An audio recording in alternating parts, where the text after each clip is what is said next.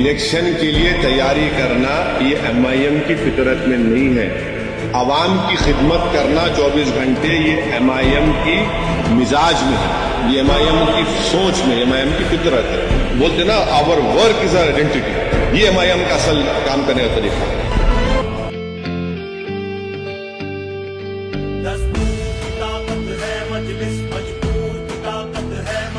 मजदूर की ताकत है मजलिस, हम सब की हिफाजत है मजलिस।